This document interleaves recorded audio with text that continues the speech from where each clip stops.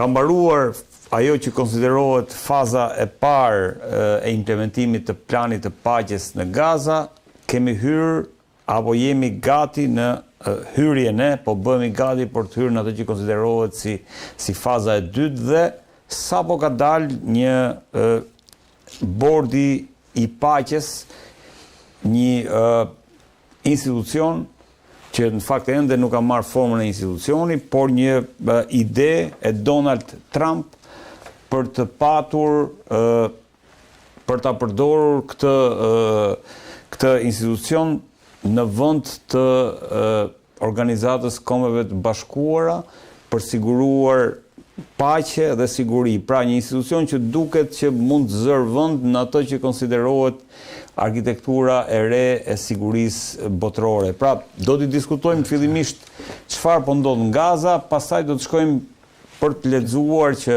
a do të mbetet vetëm në këtë kuadër ky bordi i paqes apo do bëhet, le të themi, një institucion i cili më pas do të jetë përcaktues për sa i përket zgjidhjes së konflikteve në të gjithë botën.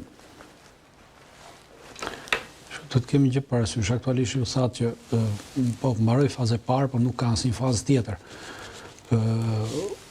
Të dyja palët në konflikt, pra palestinezët dhe izraelitët nuk kanë firmosur dhe kanë rënë dakord vetëm për fazën e parë. Asnjëra palë s'ka rënë dakord për fazën e dytë dhe nuk ka firmosur fazën e dytë ose të tretë.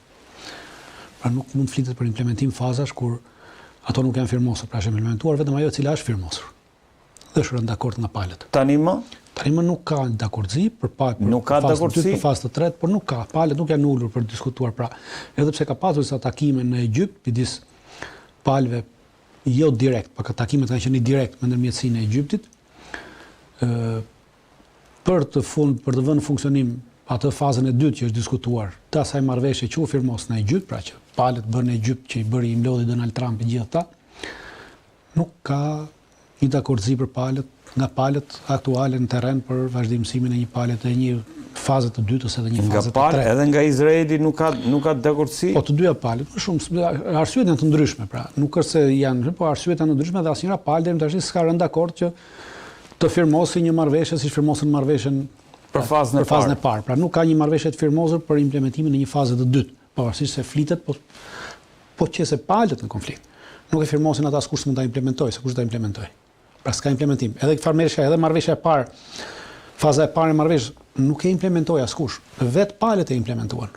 Pra i qëndruan në asaj që kishin firmosur që ranë dakord. Ose tashmë nuk kemi rënje dakordësie për fazën e dytë. Pra nuk ekziston faza e dytë. Ekziston në letra deri diku, por edhe faza e dytë në letra si projekcion ishte vetëm faza e dytë, por nuk përcaktonte qartësisht se çfarë përfshinte faza e dytë. Çfarë do të thoshte faza e dytë? Çarmatosja e Hamasit dhe tërheqja e Izraelit. Nuk është tërheqja e Izraelit ka qenë fazën e parë, pjesërisht edhe pjesën. Pra, pikat e përgjithshme ka, po pikat e përgjithshme nuk janë ato që përcaktojnë. Pra, pikat e përgjithshme janë një bazë me cilën ti mund nisësh bisedimin, po nuk janë pika implementuese. Pra, nuk kemi një fazë të dytë ose të tretë aktualisht në aspekt për të implementuar. Kurse ky bordi që thoni që Donald Trump e quan bordi i paqes, por në realitet është bordi i mashtrimit ose një bord proxy që do bëj punën e Izraelit në Gaza, nuk e zëvendëson Kombet e Bashkuara, është një bord i cili është miratuar nga Kombet e Bashkuara, pra në bazë është miratuar me rezolutën 2803 pra 2803 të Këshillit të Sigurimit. Po. Ky bord nga ana aspektesh vetëm politik dhe quhet bord paqe, pra ka bërë një bord Donald Trumpi që të kaloj pensionin kur të dorëzoj detyrën e presidentit të Shtetit Bashkuar të Amerikës. Është një bord paqe i cili ka stile në atë që është propozuar që është bërë, nuk e ka askund fjalën Gaza. Pra nuk është bordi i paqes për Gazën. Quhet thjesht bord paqe. Po jo bordi i paqes për Gazën. Dhe në këtë bordin e paqes ka edhe një ndarje të veçantë për Gazën. Po.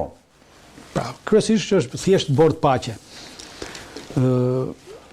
Në këtë bord paqe, pra ky do të bëj sipas asaj që cili ka dalë në Gaza, pra në Gaza do të merret me çështje të mbështetjes të administrimit të Gaza. Administrimi në Gaza do të bëhet nga një bord teknokrat palestinez i cili është miratuar me datë 16 të këtij muaji në Egjipt, pra palët janë palët palestineze, të gjitha fraksionet, të gjitha grupet palestineze që pretendojnë përbërjen politike në Palestinë, pra duke përfshirë që nga autoriteti palestinez, Hamasi, një lloj qeverie që do të qeverisë, kanë rënë dakord, janë mbledhur pothuajse për 3 muaj, mbledhur në Egjipt dhe me datë 16 ranë dakord dhe kanë miratuar një bord teknokrat i cili do të qeverisi Gazën ditamdit, pra do ta mbajë ditamdit për punë të përditshme.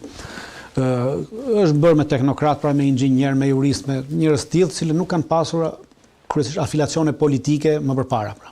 Ka qenë kjo baza kryesore e atij bordit, që është krijuar dhe ky bord paqe i Trumpit do të mbështesi këtë bordin e Gazës.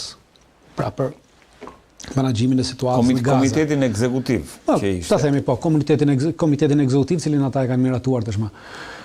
Dhe problemi i kësaj është që në një aspekt nuk e zëvendëson Kombet e Bashkuara, por në një aspekt zëvendëson disa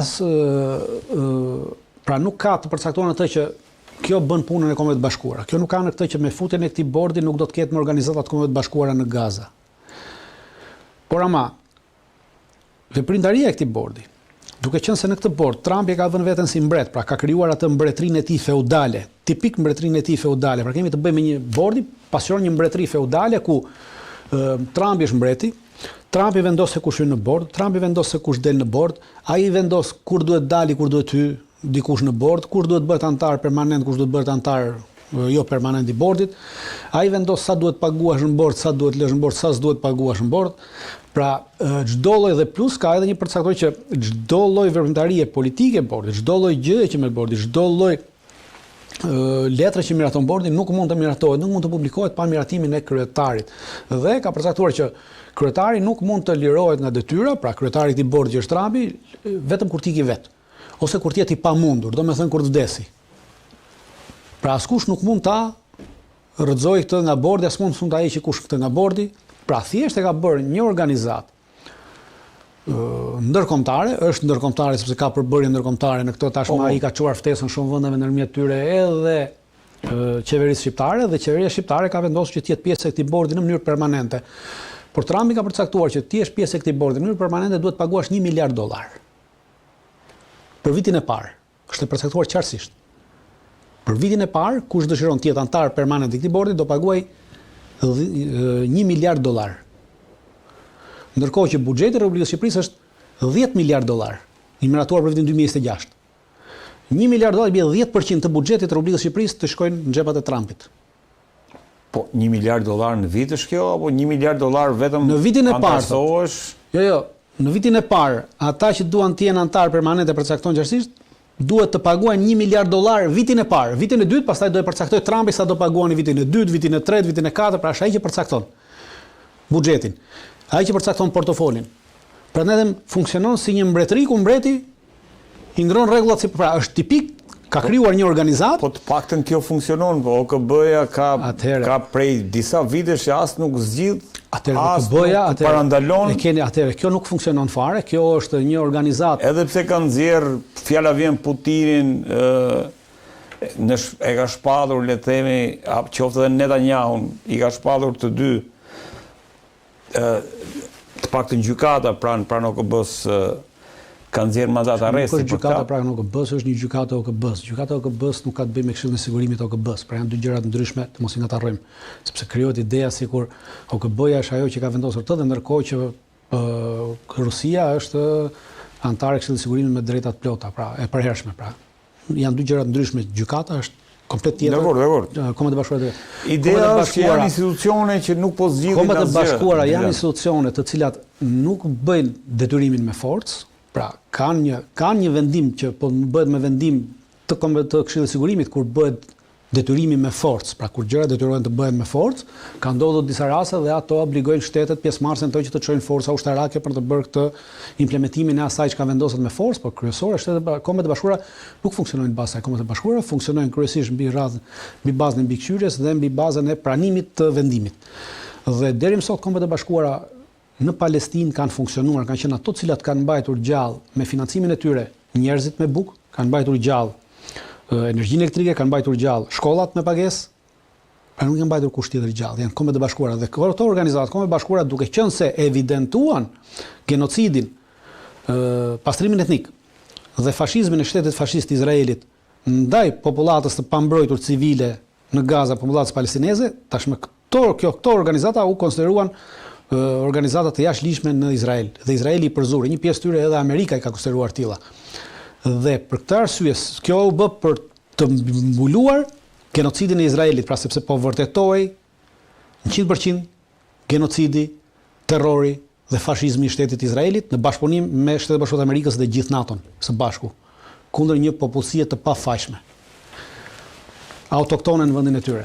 Jo, ajo që po ajo çfarë Trump do të bëj nuk ka të bëjë me zëvendësimin e kësaj, ka të bëjë me largimin e kësaj dhe legjitimimin e këtij genocidi dhe këtij pastrimi etnik i cili do të vazhdojë nëpërmjet kësaj organizate.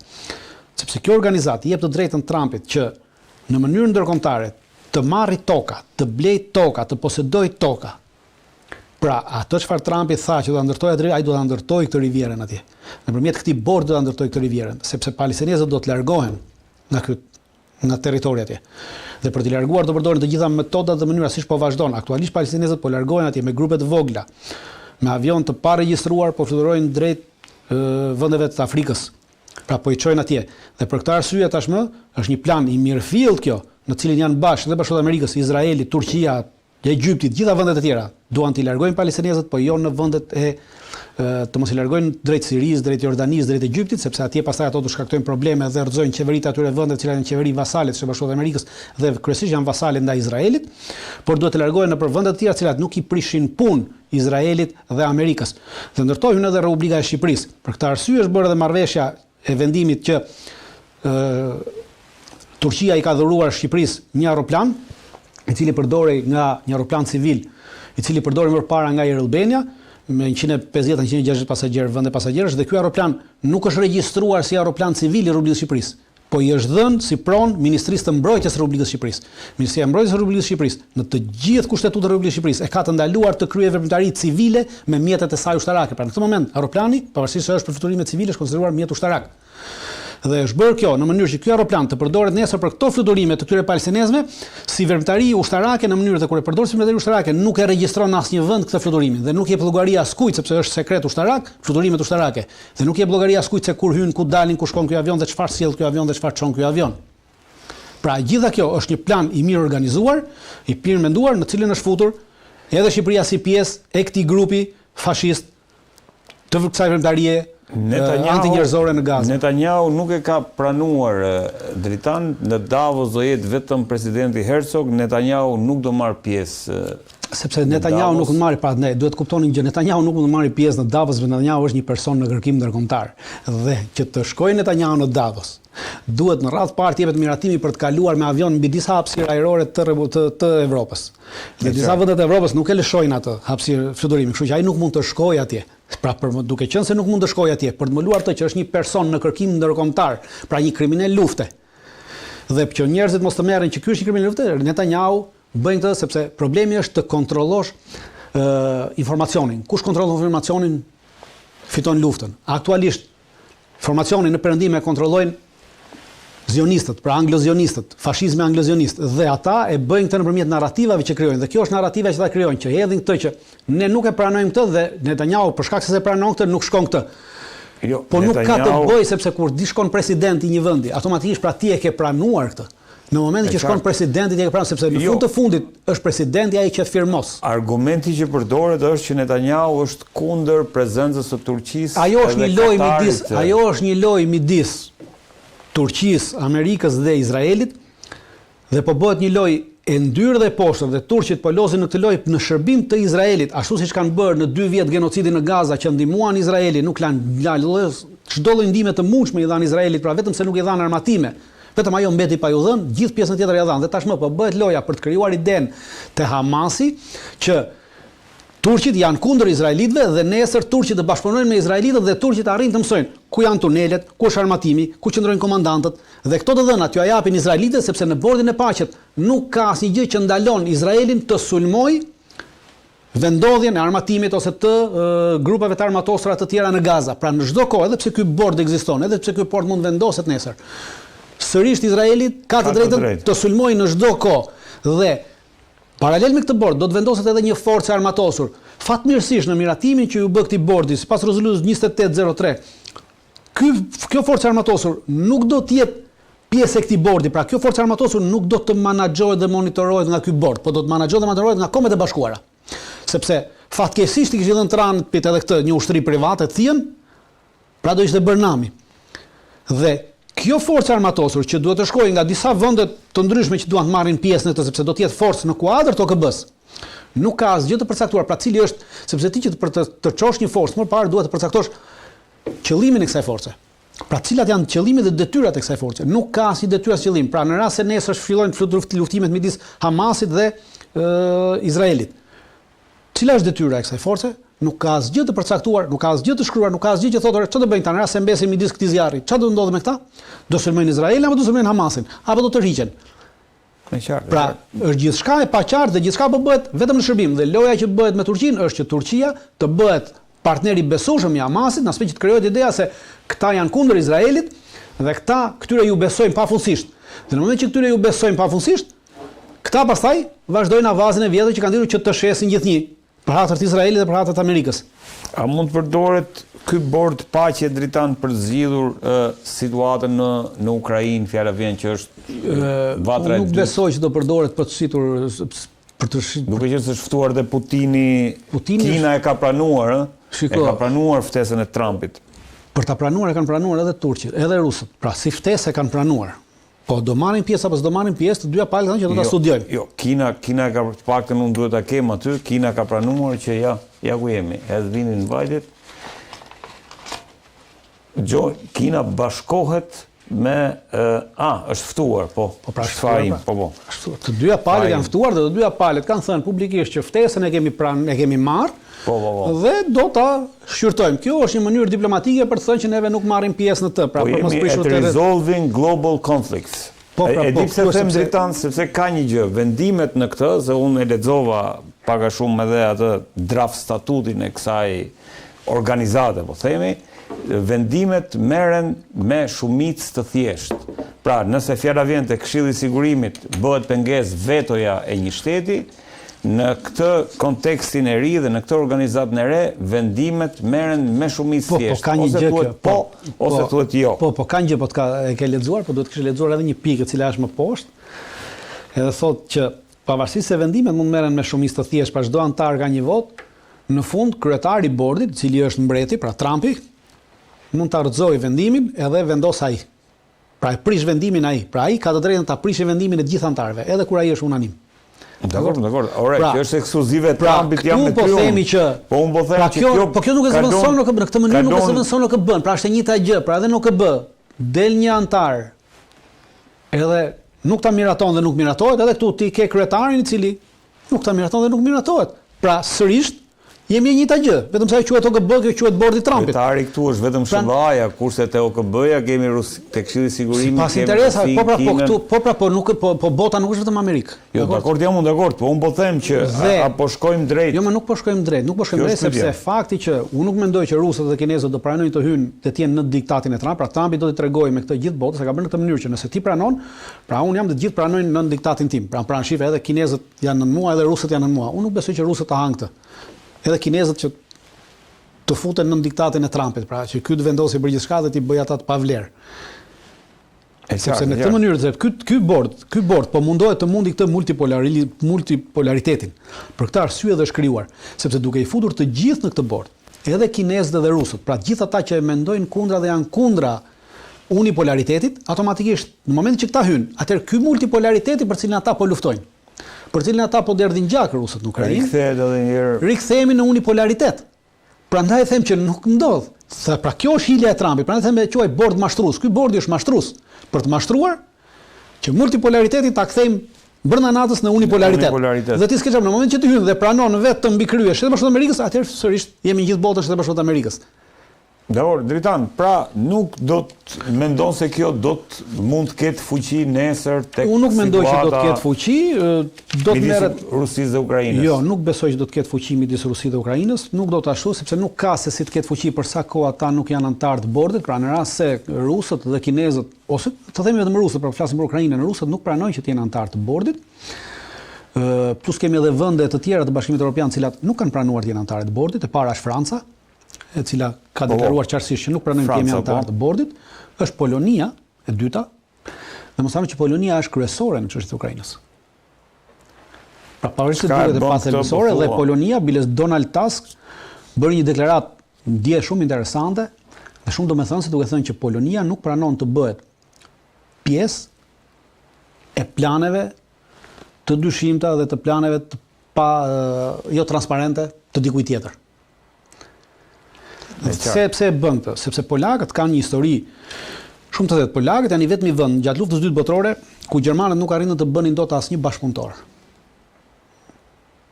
Për 4 vjet, gjermanët në luftën e dytë botërore në Poloni nuk arritën të bënin asnjë bashkëpunëtor të nazizmit. Zero. Asnjë. Zero. Interesant. Pra polakët e kanë këtë krenari dhe për shkak se sot ata nuk pranojnë që të bëhen lojë e nazizmit të ri anglozionist. Edhe anglozionist, po sigur përplas me Starmerin Trumpi, po. Kjo është për...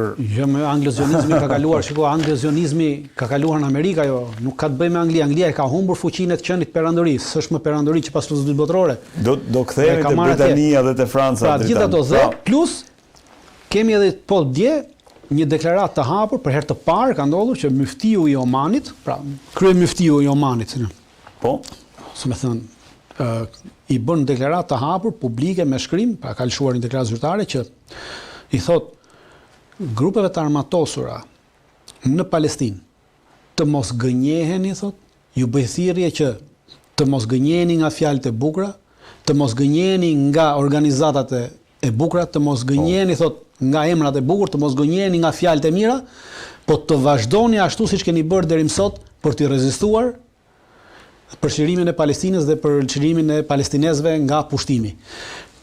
Dhe kjo është shumë interesante, sepse për herë të parë kemi, pas 2 viteve, pra s'ka vite, gjatë gjithë luftës, gjatë gjithë kësaj lufte, gjatë gjithë genocidit 2 vjet, asnjë nga shtetet e Gjirit nuk guxoi të kundërshtonte ose të akuzonte Izraelin për genocid me përjashtim të Iranit. Publikisht, hera e parë ndodh kjo. Pra kjo ndodh hera e parë dhe shumë interesant. Si deklaratë zyrtare e Omanit kjo? Jo, mund të merret deklaratë zyrtare. Shiko, të gjithë myftinit atje janë të miratuara nga shteti. Pra, për herë të parë myftinia kemi. Pas një myftini tjetër asnjë vend i arab nuk ka pas bërë asnjë deklaratë. Zero deklaratë.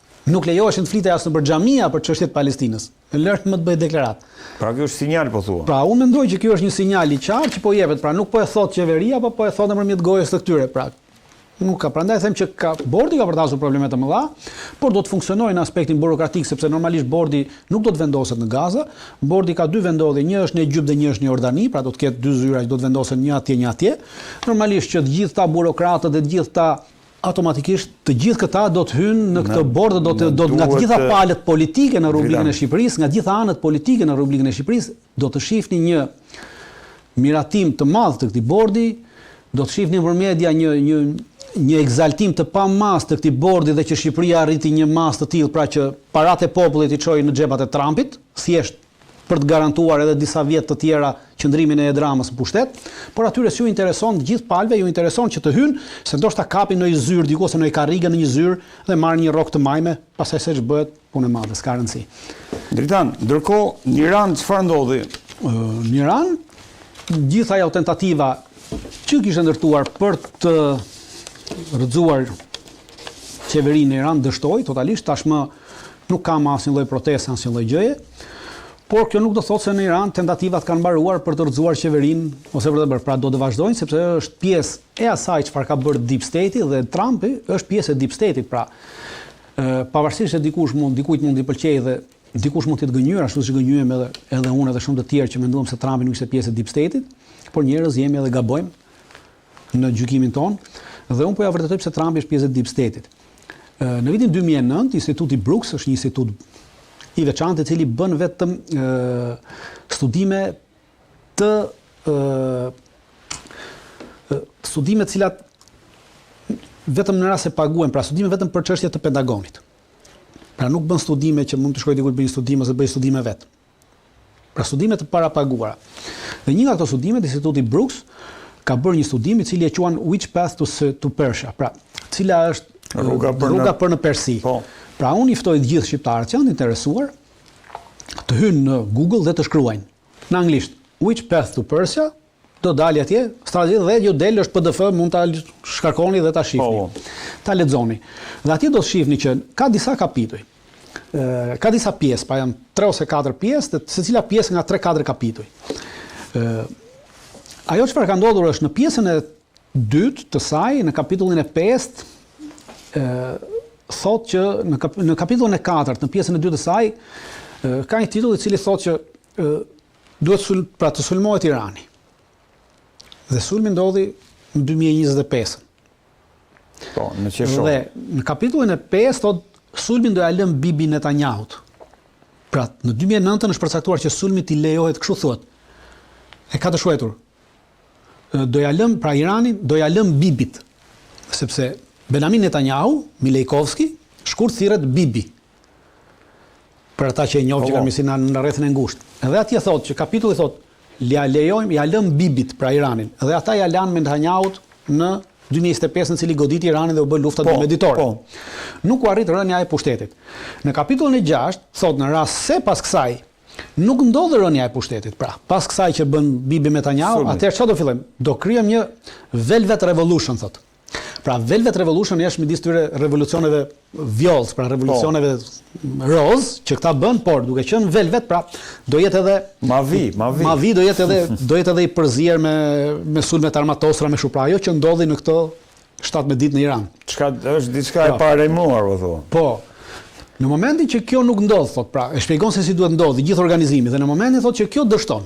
Atëherë do kalojmë thotë dhe thotë kalon kapitullin e 7, kalon kryengritje të armatosur të minoriteteve në Iran.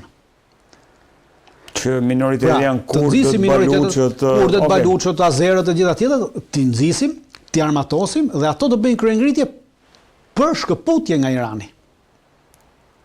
E qartë. Dhe në momentin që këto hynë, thot, në këtë kryengritje, atëherë, në momentin që këto ngrihen në kryengritje të armatosur, atëherë neve ndryhim ushtarakisht, pra.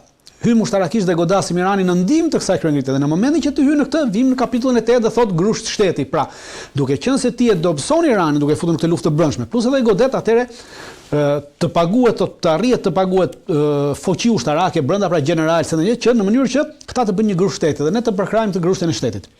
Pra, kjo është bërë në 2009. Në 2009 Trumpi nuk ishte as në agendat e bërjes së president. Pra, në 2009 kemi George Bushin, kemi këta, pra ishte deep state. Thua që dhe ky deep state, pra kjo vendimarrje e këtij deep state. Vazhdon, pra Trumpi vazhdon atë çfarë është vendosur në 2009. Pra kjo e bën Trumpin pjesëtar të këtij deep state. Pra antarët e deep state që vazhdon bën detyrat e deep state, pavarësisht se këtë hiqet thonë s'kam lidhje me deep state, unë do ta rrezoj deep state-in. Ky është një mashtrim total politik që njerëzit e hëngrën me shumicë.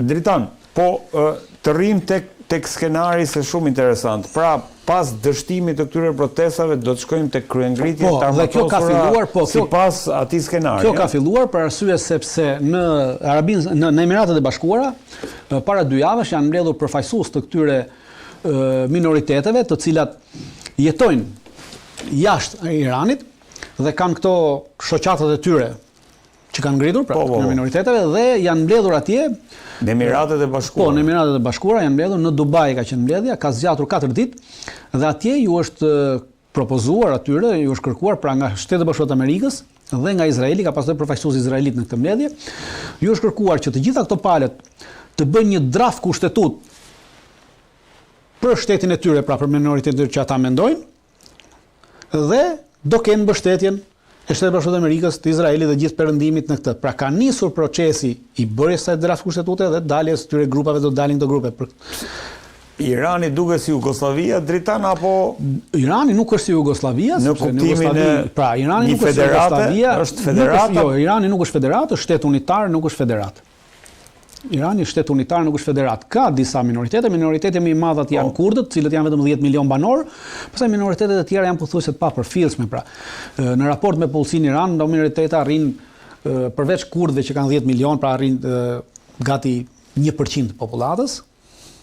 Pjesa tjetër janë poshtë 1%, pra nuk është se janë kanë rëndësi në aspektin e sasisë, po kanë rëndësi në aspektin e sigurisë, pra mund të krijojnë probleme çështje sigurisë, pra në vendin e rajonit. Po i fryhet kryengritjeve të armatosura që të justifikohet nesër ndërhyrja ushtarake, pra goditja ushtarake ndaj regjimit.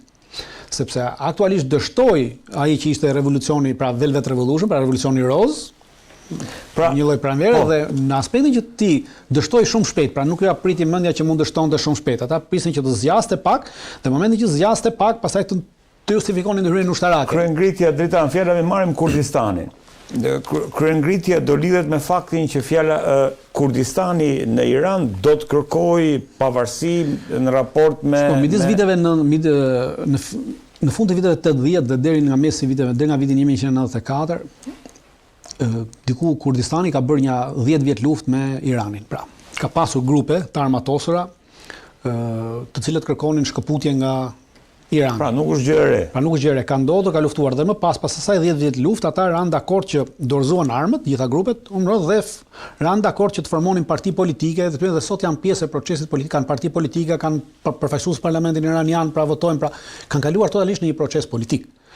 Ata që nuk pranuan, ata ikën, u larguan dhe janë këta diaspora që kanë mbetur jashtë dhe që takohen tash në Dubai dhe që duan nisin të pranë. Nuk është se është mbytur atje. Pra u mbyt me dhunë, Irani fitoi nga ana ushtarake, normalisht sepse kishin bëjnë me një shtet ato ishin me grupe të vogla. Por nuk është se u mbyll totalisht dhe nuk ju la asnjë hapësirë. Pra u bë një takordsi e ditë, ajo takordsi ka vazhduar dhe vazhdon edhe sot.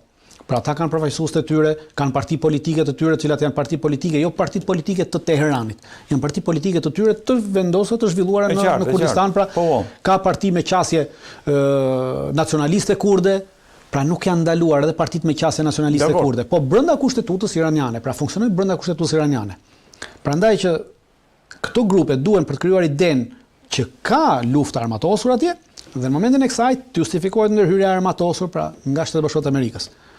Në mënyrë që më pas këto të shkëputen nga Irani. Këto nuk shkëputen dot, edhe po të duan nuk kanë si shkëputen dot. Kurdët nuk kanë shkëputen dot, janë kufi me Turqinë, pra nuk kanë mundësi nga marrin ndihmën ushtarake, pra është shumë e vështirë. Pra, për të marrë këtë ndihmën ushtarake që të vazhdojë një kryengritje të gjatë në atë kohë, kur kjo ka ndodhur, Turqia ishte aleat totalisht. Pra edhe atëherë ishte pjesë e NATO-s dhe kryesisht ndihmën e merrnin nga Turqia, e merrnin nga Azerbajxhani, e merrnin nga Rusia, sepse edhe Rusia gjatë luftës së totë ishte kundër Iranit. Pra, kurse tashmë nuk kanë nga ta marrin, pra është një problem. Pra, Dritan, problemet janë shtuar, nuk janë më ato që kanë qenë, pra nuk janë ato pozicione që kanë qenë.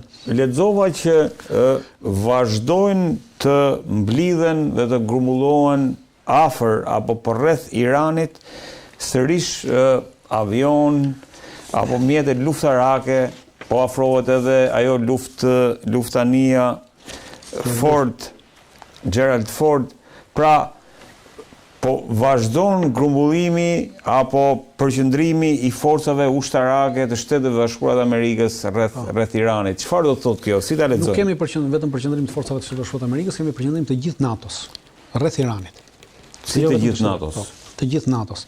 E para Shtetet Bashkuara të Amerikës kanë dërguar kanë rritur një luftanie atje, pra një aeroplan mbajtëse ose një nga ato që quhet grupi zjarrit, pra një grup goditës detar, i cili udhëhiqet nga një aeroplan mbajtëse, e cila ka ardhur nga deti i Japonisë, ajo ndodhet aktualisht në detin e Arabisë.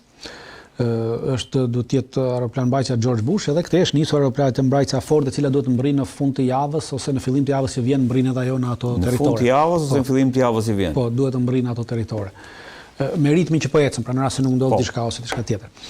Dhe bëhen dy grupe goditëse, plus Shtetet Bashkuara të Amerikës kanë lëvizur avion të ndryshëm, kanë çuar rreth zonave në afërsi, plus edhe ka kërkuar të gjithë anëtarëve të NATO-s që kanë kapacitete dhe në këto 4 ditët e fundit ka pasur fluturime të avionëve Eurofighter gjerman, francez dhe britanik, të cilët janë vendosur në 2 baza. Një pjesë janë vendosur në bazën e Akrotinit në Kipro, kurse një pjesë tjetër janë vendosur në bazën e Al Sultan në Jordani. Pra, pavarësisht retorikës që evropianët kanë në kuadër të Groenlandës me Trumpin, kur vjen puna te Irani, ata janë bashkuar sërish me Trumpin për të sulmuar Iranin, pra po marrin pjesë në këtë sulm. Normalisht europianët nuk do të bëhet pjesë absolutisht NATO komplet. NATO. Edhe Europa në rastin e Europa, NATO, ne po themi në kuadër të NATO, pra nuk është bërë në kuadër të Evropës, por në kuadër të NATO-s kjo. Pra gjithë NATO po merr pjesë aty me përjashtim të Turqisë, e cila nuk ka lejuar përdorimin e hapësirës saj ajrore kundër Iranit këtë aspekt. Normalisht që avionët e NATO-s, pra NATO nuk do të përdoret për të sulmuar Iranin, por do të përdoret në aspektin e mbrojtjes ajrore. Pra aspekti i mbrojtjes ajrore që raketat që Irani do lëshojë, këta do mundohen të azisojnë në ajër, pra të bëjnë të njëjtën gjë që bën edhe radhën e parë në luftën Iran-Izrael. Pra e njëjta gjë. Për këtë arsye do të përdoren. Pra jo për të sulmuar direkt Iranin. Po janë pjesë e këtij koalicioni që po ndërton Shtetet Bashkuara të Amerikës të pashpallur për të sulmuar Iranin. Por në të njëjtën kohë kemi edhe lëvizje, mund të kemi goditje nga Shtetet Bashkuara të Amerikës. Mund të kemi goditje tani afër apo? Po, unë mendoj që do ketë goditje afër për arsye sepse ka pasur edhe lëvizje të shumta nga pjesa tjetër të cilat janë aleat pra të Iranit. Vetëm në 54 orët e fundit. Pra në këto 54 orë fundit që flasim, nga Rusia kanë zbarkuar në Iran 5 avion luftarak, 5 avion transporti strategjik rus, cilët kanë sjell pajisje ushtarake, armatime, se di çka kanë sjellë, pra janë ulur në baza ushtarake iraniane dhe ajo që është interesante është se 16 avion të transportit strategjik ushtarak kinez ka pasur në këto 54 orë në drejtim të Iranit. Njëri është ulur pak para 30 minutash, diçka 45 minutash. Është ulur i fundit.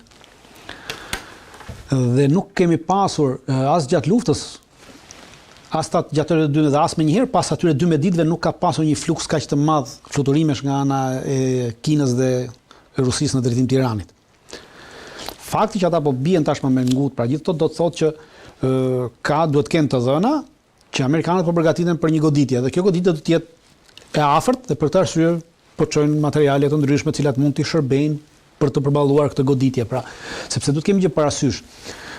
Nuk bëhet llaf që edhe në rast, pra, në çdo lloj goditje që Shtetet Bashkuara të Amerikës i bëjnë Iranit, nuk bëhet llaf që Irani të ndalojë goditjen. Pra nuk bëhet llaf që Irani bëhet llaf që Irani të rezistojë goditjes. Sepse kapacitetet e Shtetit Bashkuar të Amerikës për një goditje disa ditore janë më të mëdha se sa Irani. Dhe ata arrin ta godasin. Pra, gjithçka që bëhet që ti të arrish të rezistosh kësaj goditje, jo në aspektin që ti të neutralizosh gjithë goditjen. Ti nuk e neutralizon dot goditjen. Por ama arrin ti rezistosh goditjen në mënyrë që një pjesë të goditjes ta bësh të paefektshme dhe dëmet që shkakton goditja më pas të jenë sa më shpejt të zëvendësueshme. Pra për këtë bëhet e gjitha, nuk bëhet llaf që ti ta neutralizosh goditjen të, nuk e neutralizon dot. Edhe po të dojë nuk e neutralizon dot. Edhe sikur të hyjë gjithë Kina dhe Rusia bashkë, ai goditja ndodh. Pra pra kjo është ideja. Thjesht të amortizoj goditjen amerikane ndaj Iranit. Po sa e komplikon nuk e komplikon prania e avionëve rus, avionëve kinez, e mbështetjes së hapur ruse dhe kineze, ndërkohë që nga ana tjetër ju sapo thatë që do kemi dhe avion gjerman, avion francez, avion britanik që janë poshtë vendosën drejt asaj zone. Si e projekton nesër një konflikt të mundshëm? Nuk ka asnjë konflikt të mundshëm. Konflikti është midis Shtetit Bashkuar të Amerikës dhe Iranit. Do të vazhdojë midis Shtetit Bashkuar të Amerikës dhe Iranit. Mund të hyjë edhe Izraeli, mund mos hyjë Izraeli, pra varet në këtë se si e kanë vendosur amerikanët, sepse është çështje vendimmarrje në Shtetet Bashkuara të Amerikës. Por nuk ka për të pasur një konflikt midis Shtetit Bashkuar të Amerikës dhe Kinës, midis Shtetit Bashkuar të Amerikës dhe Rusisë për shkak të Iranit. Pra, Rusia dhe Kina janë duke fuqizuar Iranin që të përballojë dhe amortizojë këtë goditje amerikane. Pra përplasja është midis Amerikës dhe Iranit. Jo, e qartë ajo. Nuk ka për të pasur asnjë përplasje, është e njëjta gjë që po ndodh sot në Ukrainë. Pra gjithë Amerika, gjithë NATO po çon armatim, municione në Ukrainë, po nuk kemi një përplasje 4 vjet midis Rusisë dhe Amerikës ose NATO-s. Jo, pra e njëjta gjë është. Edhe këtu koncepti, pra zëvendësoni Ukrainën me Iranin, pra për të krijuar idenë se çfarë po ndodh. Pra Ukraina po përdoret atje për të dobësuar Rusin. Kurse këtu Rusia dhe Kina po përdorin Iranin për të dobësuar Amerikën. Irani është Ukraina e shërbas. Me një ndryshim që Ukraina u nxit për këtë, kurse Irani nuk u nxit nga Kina dhe nga Rusia. Pra Irani po sulmohet në këtë aspekt. nga Shtetet Bashkuara të Amerikës. E qartë. Pra këtu është dëshimi, por në këtë aspekt në kalkon na çfarë po ndodh është thjesht identike. Këtu Ukraina, këtu Irani. Pra kjo është dhe nuk ka për të pasur asnjë lloj ndryshimi tjetër në aspektin global që do të kemi një përplasje më të madhe. Nuk zgjerohet përplasja. Pra do të mbetet rajonale në atë aspekt, por kjo njërës parë këtu intereson të dobësoj Shtetet Bashkuara të Amerikës në këtë aspekt të tregoj fuqi, të dobësoj dhe ta tregoj që është e pafuqishme ushtarakisht, e pafuqishme politikisht, pra, dhe e pa aftë nga ana strategjike dhe nuk ka kapacitete që të bëjë një luftë. Pra, ajo çfarë bën është vetëm ndërhyrje të tilla ushtarake në formë ajrore, kaq që ka kapacitetin. Kapacitetet të tjera Shtetet Bashkuara të Amerikës nuk kanë, janë zero, nuk mund të bëjnë pushtim ose diçka tjetër. Nuk e njohin atë opsion. Këtasaj, mund të bëjmë pushtime për ishujt vegjël si Granada, si këto. Mund të pushtojnë nesër Diego Garcia, në cilin e kanë të pushtuar, pra ishullin Diego Garcia. Ata mund ta pushtojnë nesër. Ja, do të diskutojmë direkt. Dhe mund të pushtojnë edhe Groenlandën nesër. Patjetër, pasi kanë bërë gati trupat për ta pushtuar Groenlandën. Shtetet Bashkuara kanë bërë gati trupat? Trupat i kanë bërë gati edhe për të pushtuar Groenlandën, për të çuar në Groenland. Vetëm po pret Trumpi po pret atë përgjigjen se çfarë do të japin europianët. Dhe europianët janë në këtë lojën që po ta diskutojmë pak Groenlandën dritan se nga pikpamja ushtarake flas dhe çfarë pasojësh do të ketë kjo për rendin aktual botëror ku sipas disa komentuesve vihet ndyshim me ardhmja e NATO-s, vihet ndyshim rendi ose arkitektura e drejtanisë botërore. Edhe Lavrovi e tha sot, ëh. Shiko, le të heqim deklaratat politike çfarë thon Lavrovët, Putinët, Xi Jinping ose disa udhëheqës tjerë të parëndësishëm të Evropës.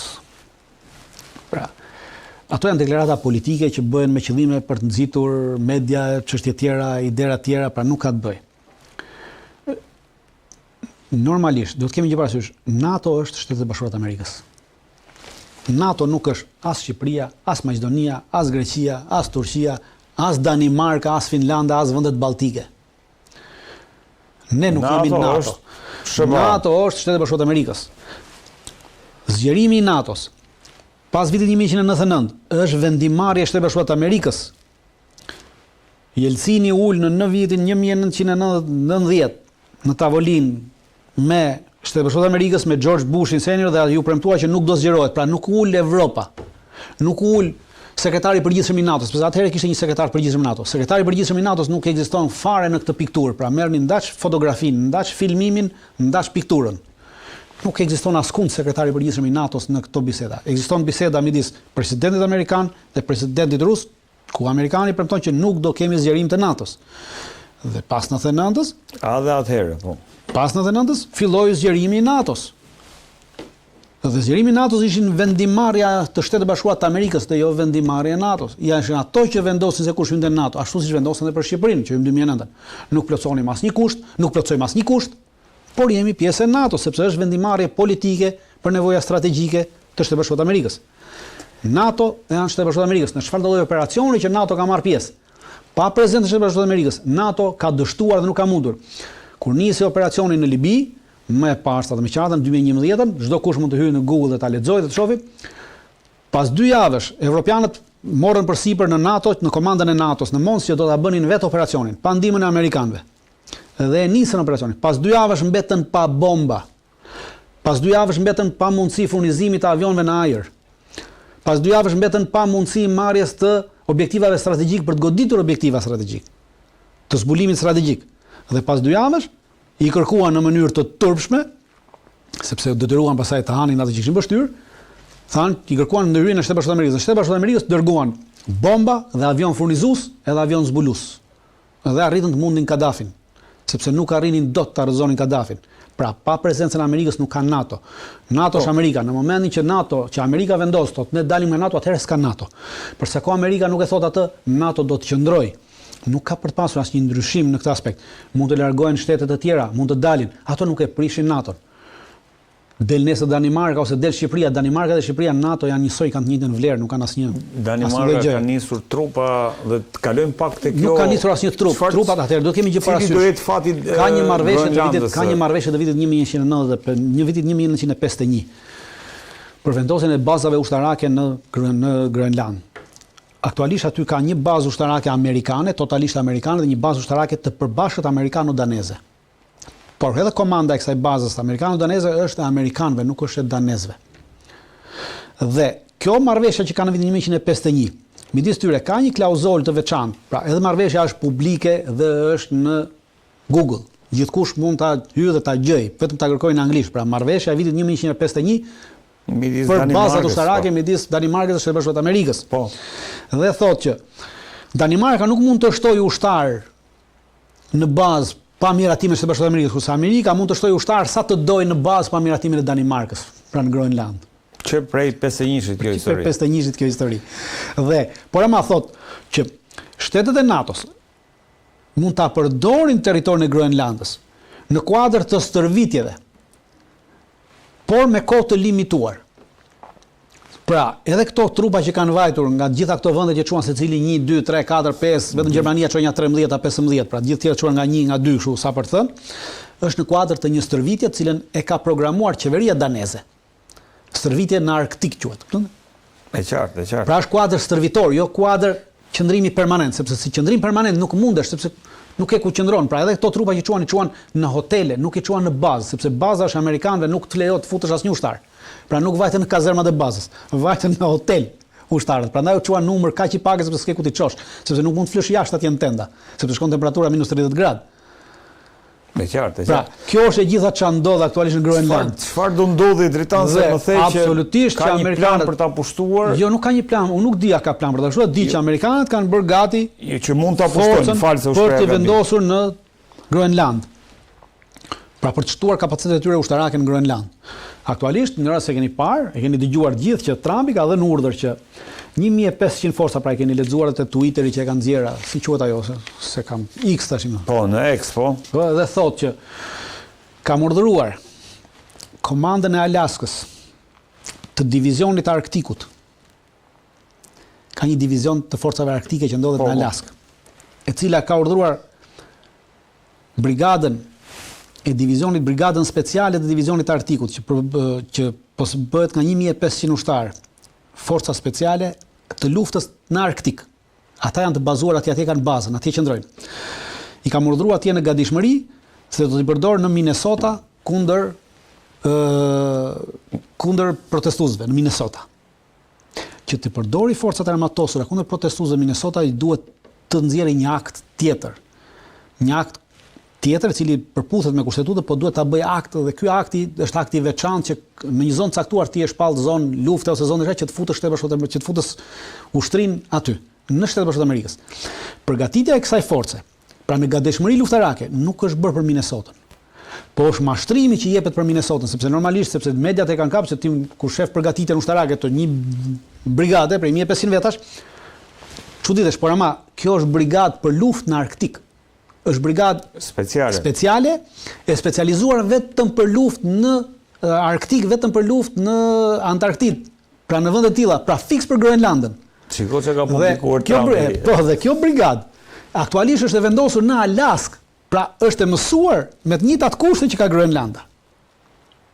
E qartë. Sepse nuk mund marrë një brigadë nga Florida, ku janë 300 ditë diell, ku bie temperatura nuk bie poshtë 20 gradë dhe ta çosh në Groenland, sepse ata nuk mundet të funksionojnë në Groenland, që për shkak të klimës. Pra këtë forcë ka bërë gati. Në momente ka mashtruar se gjoja si ta çojnë në Minnesota, po ajo forca është aktive, është aktualisht e gatshme në gatishmëri luftarake 1500 dhe ata ka urdhëruar forcën që të bëhet gati dhe të jetë e gatshme për të lëvizur çdo kohë. Dhe pret fundin e muajit, në rast se këta nuk dashu, atëherë mund ta zhvendosi pjesërisht atje për arsye sigurie, thotë në bazë sepse ja lejon kontrata që ka vitin 1951 që forcat amerikane në Groenland mund të shtojnë sa do Amerika dhe nuk i më leje Danimarkës. Dhe mund të vendosin në një moment caktuar, thotë për arsye sigurie, unë vendos të çoj këto 1500 forca në Groenland. Edhe nuk ka kush që ati thotë asgjë. Por duhen këto forca që janë të përshtatshme për atë terren dhe për atë klim, sepse është njëjta terren dhe klim ku ato aktualisht veprojnë dhe ku kanë bazën e tyre në Alaskë. Kurse evropianët po tregojnë idiot të paaftë. Kanë vendosur tarifat 8 vendeve Trump. Atëherë Trumpi thotë që unë po e dua Groenlandën për ta ruajtur se rrezikohet nga Kina dhe nga Rusia. Dakor? Ndërkohë që evropianët tregon që nuk kanë asnjë lloj kapaciteti intelektual, mendor dhe strategjik. Pra kur europianët flasin për të krijuar një ushtri, ti duhet të kesh një koncept strategjik për krijimin e këtij ushtrie. Fakti që këta nuk mundet të përgjigjen strategjikisht Trumpit, domethënë që këtyre i mungon totalisht mendimi strategjik dhe këta s'mund të bëjnë asnjë forcë kurrë. Pra çdo kush le ta heqë nga mendja që këta mund të bëjnë forcë ndonjëherë europianët në vete, pa Amerikën. Sepse aktualisht këta mund të angazhonin edhe këta 1 brigadë, 2 brigada, 3 brigada sa i kanë të gatshme dhe duke qenë si thoshin Trumpi po thotë që është Grenlanda rrezikohet nga Kina dhe nga Rusia. Po, ti ke drejt. Hajde ulemi, merremi vesh që ne ti çojmë 10.000 trupa në Grenland që ta ruajnë Grenlandën nga Rusia dhe nga Kina. Pra ti luan me bllofin me Trumpin. Por këta nuk guxojnë ta bëjnë këtë, nuk e mendojnë këtë në mënyrë strategjike, pra ky është mendim strategjik, ata nuk e bëjnë dot të, nuk e arrin dot të, dhe në momentin që se arrin dot të, tashmë i argaviten Trumpit. Unë mendoj që në fund të fundit të gjithë kanë rënë dakord që Grenlandin do e marrë Trumpi.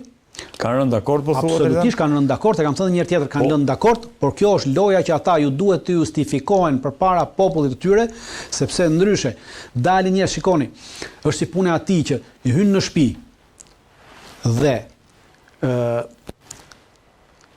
i zë gruan.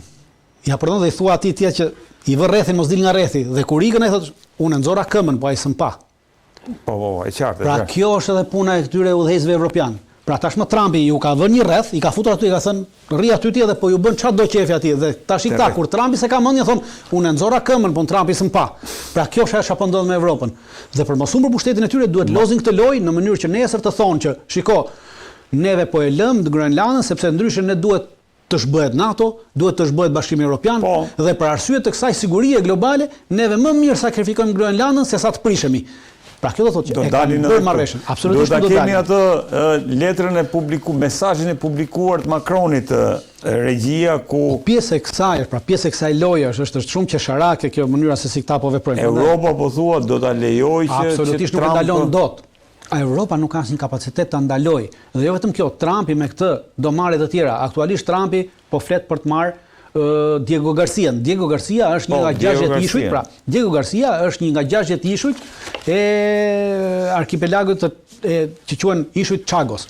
Ishujt Chagos janë 60 ishuj që përbëjnë të ishujt Chagos në vitin 1168, me sa mbaj mend. Duhet ta kem hartën aty regjia të Diego Garcias. Anglia ja bleu këto ishuj Chagos, ja bleu Mauritanisë e këtyre vendeve të tjera për 3 milion pound ja bleu, në 68. 60 ishuj në atë kohë. Dhe këto u quajtën territoret angleze, territoret britanike në Oqeanin Indian. Po. Kështu u quajtën këto ishuj të. Dhe tashmë ka bërë një marrëveshje vjet. Në maj të 2025, Anglia ka bërë një marrëveshje që ishullin e Diego Garcis dhe një pjesë të tyre ishullve t'i rikthehen vendeve, pra t'i rikthehen Mauritanisë dhe këtyre vendeve që ju përkisnin dikur. Kur është bërë marrëveshja vjet 2025, Departamenti i Shtetit e ka përkrahur këtë marrëveshje. Duhet kemi një foto në asnjë regjia për atë. Po, duhet të jetë një foto dhe regjia e Departamentit të Shtetit që thot Marco Rubio thotë që ne e përkrahim marrëveshje midis Anglisë dhe që quhet marrëveshja e Chagosit, për shkak të ishujve, për shkak të emrit të ishujve. Që këto ta rimarrin ishujt dhe në atë marrë ja ku është, ja. Po. Shikoni. Kjo është e Departamentit të Shtetit. Pra US Support for UK pra mbështet totalisht prej statement e Departamentit të Shtetit. 22 maj 2025 është bërë marrëveshja që ishulli të rikthehet Mauritanisë. E mirëpriti marrëveshjen historike ndërmjet Pra dhe thotë Marco Rubio, Secretary of State, dakor? Po. Ndërsa tash Trumpi, kjo marrëveshje u bë atëherë dhe duhet të implementohet këto 2 muaj që vjen. Pra, se ka afatin e implementimit marrëveshjes. Po. Në moment që vjen afati fundor implementimit, Trumpi tash i dele thotë që kjo është çmenduri. Po Trumpi ishte në pushtet në maj 2025 kur kjo ndodhi. Dhe në këtë marrëveshje parashikohet që baza e Diego Garcis, pra në këtë ishull. Nga Diego Garcia u nisën avionët për një radhë. Po, baza e Diego Garcis është baza angleze, nuk është baza amerikane realisht. Është bazë që ka qenë që gjatë luftës së dytë botërore. Nuk është bazë amerikane, është bazë angleze. Në Oqeanin Indian. Dhe amerikanët e përdorin këtë bazën angleze atje në Diego Garcia. Dhe në këtë marrëveshje parashihet që thot për 90 thot ishulli i kalon në pronësi Mauritanius, por për 99 vjetët e para ky baza ushtarake i mbetet në përdorim me të drejtat plota Britanisë. Pra nuk po e dorëzojnë bazën. Baza do mbetet aty. Duke qenë se Trumpi thotë ta duan të japin bazën, Trumpi në këtë moment po gënjen. Pra Trumpi sërish do të bëjë atë që po bën me Grenlandën, do që ta marrë edhe Diego Garcian. Dhe nuk do ta lëshoj. Ta marrë se edhe Bashkuara Kosovës. Absolutisht do ta marrë edhe atë. T'ja marrin Anglisë. Sepse do ta marrë, do të kemi gjë, sepse kjo lidhet me këtë bordin e paqes që diskutuam. Ky grup i isheve që janë grup ishuj turistik, pra atje është mrekulli, pra. Si me qenë Karaibe. Që në Oqeanin Indian, pra është një mrekulli për çështje turizmit. Dhe Trumpi tashmë që ka ardhur në pushtet, tashmë e ka parë se Trumpi po funksionon me mentalitetin e ndërtuesit. E atij biznesmenit dhe e ka parë që ato janë ishuj që ti mund të bësh resorte pafund, resorte të bukura, pa fitimtare dhe ky bordi i paqes me të drejtë ndërkombëtare nga Këshilli i Sigurimit i jep atij të drejtë që ky të ndërhyjë dhe të marrë tokë kudo. Dhe ky mund ta marrë këtë tokën dhe ta përdori për ndërtimet e veta. Me shumicë votash. Absolutisht do ta përdori këtë bord paqe me shumicë votash për ta marrë edhe këtë territor. Dhe do ta marrë këtë ishull me aspekt gjithnjë kapet mbi çështjet e sigurisë. Çështja e sigurisë në këtë ishull nuk cënohet. Sepse është pjesë e marrësh që baza i qëndron, pra bazën e marrin minima, pra për 99 vjetët e para thot, patjetër, pra llogaritë që edhe pas 99 vjetësh mund ta shtosh edhe 100 vjet, edhe 200 vjet tjera marrveshjen për përdorimin e bazës. Pra baza mbetet në përdorim amerikan, nuk cënohet. Po Trump thotë që na duan të japin bazën Mauritanit. Nuk ja jep kush bazën Mauritanit. Gjitha asetet europiane dritan, jo të Bashkimit Evropian, po europiane janë edhe Chagos Arkipe, Diego Garcia, edhe po jo, nuk janë europiane, i kanë përkitur, nuk janë europiane, mos i ngarojmë gjërat, i kanë përkitur perandorisë angleze. Kanë qenë pjesë të perandorisë angleze, jo evropiane. Jo, dakord. Po e fuz Anglin te ideja e dakord, po ta fuz edhe por baza janë pjesë e perandorisë angleze, e cila filloi të shkërmoqej në 45-ën. Amerikanët e shkërmoqën perandorinë angleze në 45-ën, në fund luftës. Totalisht. Dhe e zëvendësuan me perandorinë amerikane. Po kanë të drejtë europiane të dritanse. Rusia këtej nga Ukraina, SBA-ja në Groenland, Rusia nuk e ka cënuar kur Evropën. Shikoni, historinë e kemi mësuar mbrapsht. Edhe ajo që thonë që ndodhi në 56 në Ukrainë. Nuk ndodhi për shkak të pushtimit rus. Revolta nisi si revolta anti-çifute. Revolta në 56 nisi si revolta anti-çifute në Hungari. Dhe pastaj u përdor nga perëndimi për gjoja revolta antikomuniste, nuk ishte të bënte me antikomunizmin. Kishte të bënte sepse në 56 në Hungari të gjitha pozicionet, përfshi edhe policinë sekrete, e kishin çifutët. Pse kishin çifutët? Sepse kur në marrëveshjen që bëri Stalini me Ribbentropin atko, kur e pushtoi Hungarinë përpara luftës dytë botërore, pra që u bëja marrëveshja përpara, u vendos në KVD-ja. Në KVD-ja ishte çka ka qenë KGB-ja ose çka është FSB-ja sot. Dhe në KVD në atko e menaxhonin dhe e kontrollonin gjithë çifut. Hebrej që ti. Janë çifut hebrej, thonë janë çifut, ata veten e quajnë çifut më Jewish, pse ne duhet të themi s'ka problem. Ata vetë si thon Jewish përkthehet në çifut, pra kur ata veten e quajnë Jewish nuk mendoj që është ofendim as racial as gjë tjetër. Thjesht për pra në aspektin gjuhësor jemi në rregull. Nuk po ofendojmë si popull. Po të kthehemi te në këtë aspekt. Dhe ata nisën këtë veprimtari kundër sepse dhe kjo në KVD-ja u mor në atko u organizuan në Hungari për hesab të rusëve dhe mori të gjithë çifutët dhe i futin në këtë. Dhe të gjithë oficerët, gjithë torturuesit, gjithë vrasësit ishin çifutë dhe ata filluan vrisin të gjithë elitën intelektuale dhe tregtare të mesme të Hungarisë, që ishin hungarezë. Dhe pas marrjes së pushtetit, pas rënies pas i mbara edhe nazizmi dhe gjitha këto tjerat, sërish atje pushtetin, rusët ç'a bën për të mbajtur pushtetin atje? Çuan rusë, po ama ngritën këta çifutët që kishin mbetur atje, këta jahudit që ju i thoni, prandaj. Dhe ata kishin pushtetin totalisht atje dhe ushtronin pushtet ekonomik, politik, policor ndaj popullsisë hungareze dhe demonstratat nisën ndaj kësaj. Po perëndimi e shpalli si gjë, pra ishin antisemitiste, ishin kundër tyre. E qartë. E gjitha çfarë ndodhi.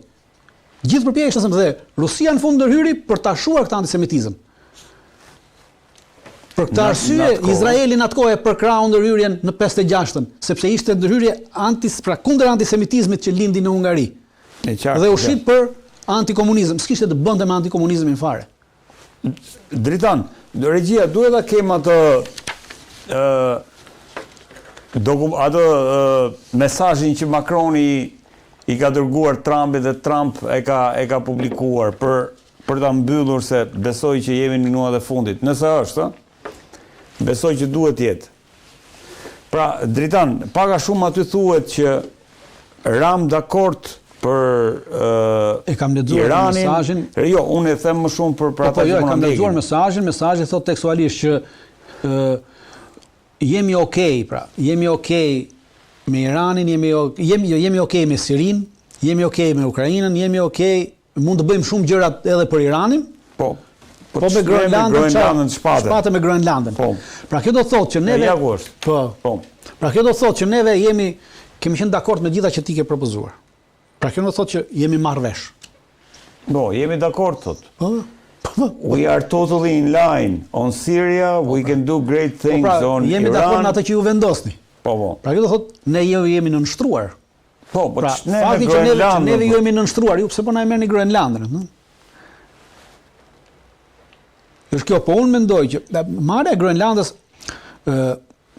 pavarësisht se është në aspektin e marrjes Groenlandës, në aspektin ndërkombëtar, është një tendencë fashiste të Bashkuara të Amerikës, pra marrja e territoreve të vendeve sovrane, kur ti nuk ke asnjë lloj qasje aty, asnjë lloj lidhje me atë territor, pra nuk është se aty banojnë amerikan, edhe atyre janë hequr të drejtat, edhe ti po lufton për drejtat e tyre, edhe ti nuk ka asnjë lloj gjëje. Pra, kjo është e njëjta gjë që bënte fashizmi. Pra, fashizmi për nevoja, sepse edhe Mussolini, edhe Hitleri e justifikuan pushtimet gjatë luftës së dytë botërore me aspektin se duhen për nevojat sigurisë kombëtare, pra për nevojat sigurisë tonë, për nevojat e industrisë tonë. Me këtë arsye Hitleri pushtoi pjesën e Evropës, Mussolini pushtoi edhe bëri masakrat në Afrikë. Pra në Eritre, në Libi, në gjitha këto. Nisur nga ky parim. Nisur nga ky parim. Dhe edhe Trumpi po përdor të njëjtin parim, ky është parim fashist. I pastër është parim fashist. Dhe është fashizëm i pastër, nga gjitha anët ta shohësh është fashizëm i pastër. Pra, po shkojmë, ne jemi duke rrshqitur drejt fashizmit. Perëndimi po rrshqet drejt fashizmit. Brenda një 10 vjeçari, këtu do jemi mbajnë mend, pas 10 vjetësh këtu ndërimi me fjalë ndërimi do jetë ndërim fashist, por nuk do themi Heil Hitler, por do themi Heil Trump. Pra, vetëm këtu do jetë ndryshimi, do zëvendësohet Hitleri me Trumpin. Vetëm këtë ka për të pasur. Por, në një aspekt tjetër, marrja e Groenlandës e bën Shtetet Bashkuara të Amerikës antar të Bashkimit Evropian. Dhe bërja e Shtetet Bashkuara të Amerikës antar të Bashkimit Evropian, çfarë bën? I heq Bashkimit Evropian mundësinë për të bërë edhe fuqi ushtarake në vete, këtë që këta diskutojnë që të bëjmë një ushtrim vete vetëm me Evropa. Por në moment që ta bësh, atë duhet ta përjashtosh Groenlandën nga Evropa. Groenlanda është pjesë e Evropës. Po, e qartë. E kuptoni ku veprimi i Trumpit në këtë aspekt futet brenda, pra vën një karrige në Europë. Në Këshillin e Evropës. Dhe nesër në Parlamentin Evropian do kesh edhe një Amerikan i cili do të votojë, do të kundërshtojë, do të bëjë. Pra, uniteti evropian për të kundërshtuar atë çka vendosin amerikanët nesër, edhe politikisht bëhet zero. E qartë. Lëmsh. Pra, jo, nuk është lëmsh, në aspektin e perandorisë. Në aspektin se ata janë duke funksionuar në aspektin e tyre.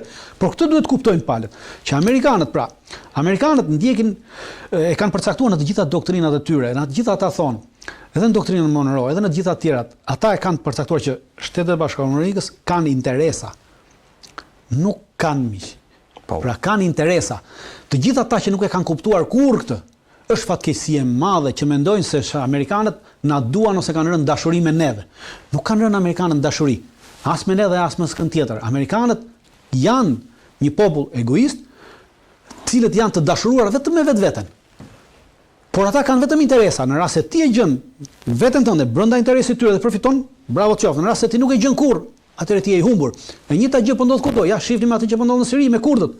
I përdorën kurdët sa deshën, tashmë i kanë lënë kurdët në mëshirë të fatit. Totalisht nuk po japin asnjë lloj ndihme, as politike, as ushtarake, pavarësisht se i kanë të dyja mundësi ta bëjnë atë. I kanë lënë kurdët në mëshirë të fatit. Në fakt pa diskutuar kjo. Dhe lënia e kurdëve në mëshirë të fatit, kurdët tash po paguajnë atë që i bën Asadit. Në vitin 2019, Bashar al-Asadi u bëri thirrje kurdëve tekstualisht. Ekziston një video ku i thotë që ju ftoi të na lejoni të përdorim ujin, të na lejoni të përdorim naftën që ju keni sekuestruar dhe po e bëni me urdhër të amerikanëve, sepse do vi një ditë që këta amerikanë që ju po urdhërojnë juve sot, do t'ju shesin nesër tek këta terroristët që ne po luftojmë sot. Tekstualisht kjo ndodhi. Amerikanët sot i shitën kurdët tek këta terroristët që Asadil thonë që kanë marrë pushtetin në Siri. Pra kjo nuk do të thotë që pra çdo kush që e njeh gjeopolitikën dhe që e ka studiuar sadopak gjeopolitikën amerikane, në jetë të jetëve amerikanët kanë parë vetëm interesin e tyre dhe perandorisht shohin vetëm interesin e tyre. Nuk shohin interesin tënd. Gjatë gjithë historisë në fakt. Pikërisht. Prandaj dhe evropianët këtë gjë nuk po kuptojnë. Që amerikanët janë këtu në Evropë, kanë hyrë për interesin e tyre, nuk kanë hyrë për interesin e evropianëve. Evropianët u treguan të zgjuar pas 45 ata që ishin, se tash nuk janë më, ata evropianë që përfituan nga ndërhyrja e amerikanëve dhe morën para, morën industri, morën diçka dhe lulëzoi morën planin Evropa. Marshall. Po, lulëzoi. Tashmë këta që janë sot, këta nuk i përkasin të njëjtës kategori të atyre evropianëve që ishin në 45-ën. E qartë. Nuk e kanë atë mençuri, nuk e kanë atë shkallësi, nuk e kanë atë pjeguri. Dhe për këtë arsye tashmë ju ka humbur rruga në borrin e tyre dhe nuk din ku të shkojnë. Dhe neve na bën çudi pse Trumpi flet pse Amerika këtë.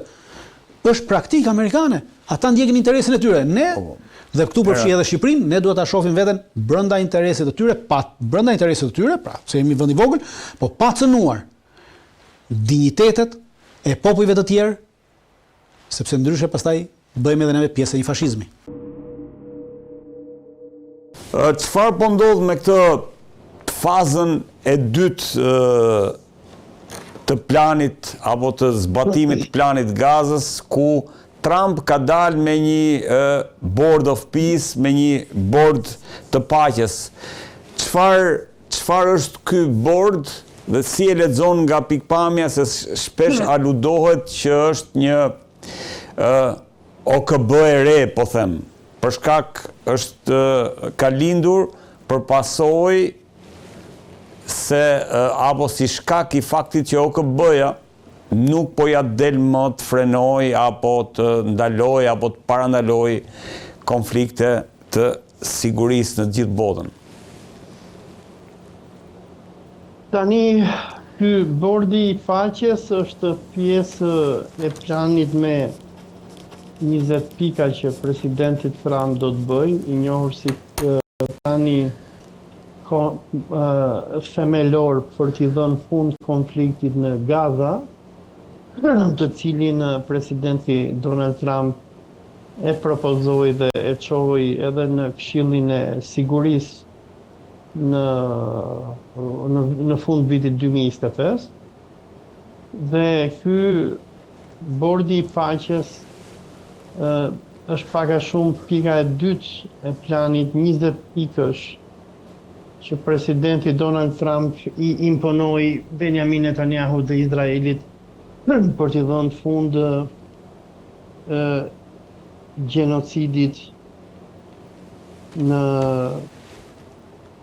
gjenocidit në Gaza që po bënte Izraeli.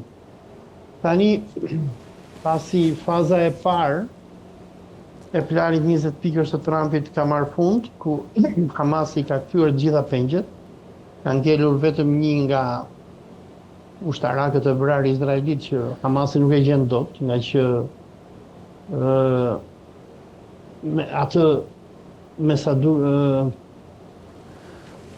me sa duket Izraeli do ta ketë fundosur në ndonjë nga rrënojat e bombardimeve të veta.